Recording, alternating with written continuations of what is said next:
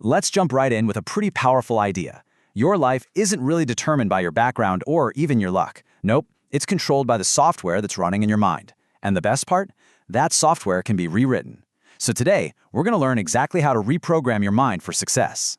This right here, you should think of this as the fundamental operating system for your entire life. It's a really simple but powerful sequence. It all starts with your thoughts, which then create your actions. Those actions build up into habits.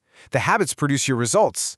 And then, well, those results define your future. Literally everything starts with that invisible code running inside your head. So let me ask you, what program are you running right now? You know, a mind that's programmed for fear, it avoids risks, it hesitates, and it kind of just stays average. But a mind programmed for growth, that one takes action, it learns, and it rises. The great news is, you are not stuck with the default settings. You can absolutely install an upgrade.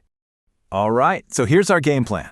This is our 4-step guide to reprogramming your mind. We're going to start by deleting the old, buggy code, and we'll finish up by building a solid firewall to protect your brand new system. First things first, we have to find and delete the hidden malware that's holding you back. And this malware, it's your collection of limiting beliefs. These are the invisible scripts that control your decisions without you even knowing it.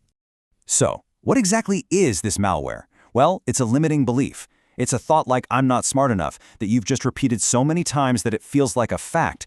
But here's the key. Listen to this. These are not facts. They're just outdated code. And you know what? Any piece of code can be rewritten. So how do we actually run this uninstallation process? Well, it's a 4-step sequence. First up is awareness. You got to actually hear that negative script as it's running. Then questioning. You have to challenge that script. Ask yourself, is this really 100% true? Next is replacing. This is where you consciously write a new, empowering line of code. And finally, action. You run the new program by taking small steps that start to gather evidence and make that new belief a reality. And look at what this looks like in practice. The old malware says, I am not capable. The upgrade you install says, I am learning and improving. See the difference? This isn't just about trying to get rid of the negative.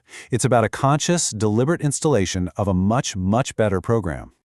Okay, the malware is deleted, our system is running clean. Now it's time for step 2, installing some new software. And this new program is designed to do just one thing: find opportunities where you used to only see obstacles. You know, your brain is a lot like a search engine. It answers the exact questions you ask it. So if you ask a negative question like this one, your brain will dutifully search for and find all the reasons for you to quit. It'll give you back a whole list of obstacles. But now just watch what happens when you type in a different query. By simply changing the question to, how can I solve this, you force your mental search engine to look for solutions instead of problems. The situation on the outside hasn't changed at all, but by changing your internal question, you completely change the results you get back. Think of these as the core functions of your new software. You're consciously choosing your search queries. You're reframing challenges not as problems, but as training modules. You're filtering out all that negative data and actively visualizing the outcome you want. Each one of these functions works together to train your focus on what's possible. So the crucial point here is that courage isn't about not feeling fear, not at all. It's about choosing where you put your focus. It's that conscious decision to look for the opportunity that is always hidden inside the challenge.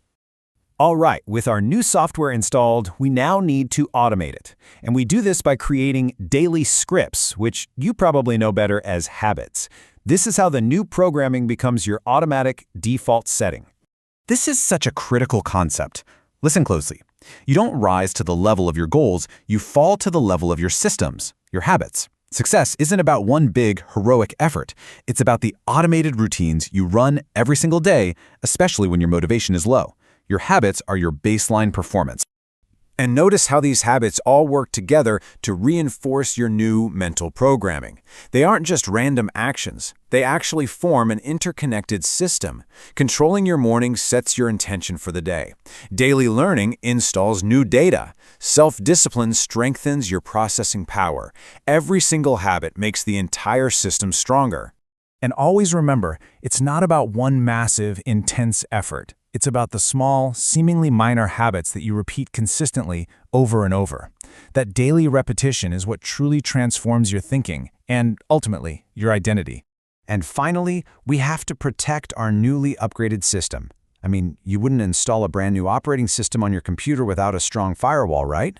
Well, your mind is no different. Every single day, your mind is being fed a steady stream of data from your environment. The people you meet, the content you consume, the conversations you overhear. And this isn't passive stuff. This is active programming happening 24/7, whether you realize it or not. And here's the unavoidable truth. You simply cannot run positive software in a corrupted environment. Constant exposure to negativity, to complaints, to doubt. It's like a virus that will just degrade your system's performance. You have to be deliberate about choosing an environment that supports the programming you want to run. Building this mental firewall is a really practical 5-step process. First, you identify where the negative data is coming from. Then you actively limit that toxic input. You learn to control which conversations you even participate in. You reduce the noise, and most importantly, you intentionally choose a social circle that reinforces the mindset you're trying to build. This isn't optional. It's essential system maintenance. So, let's bring this all together. Success isn't random. It's programmed. Your mind is the control center. And the most important thing you can realize is that you are the programmer. This is the entire process, right here from start to finish. You rewrite your internal program, your thoughts. This new code then dictates your actions. You automate those actions into habits, and these automated habits generate the final output, your results. This is how you consciously and deliberately design your future. So let's just end with this final thought. Your mind is being programmed right now, in this very moment. You now have the 4 key tools to take control of that whole process. So the real question isn't what you're going to do tomorrow. It's what code you will choose to install starting today.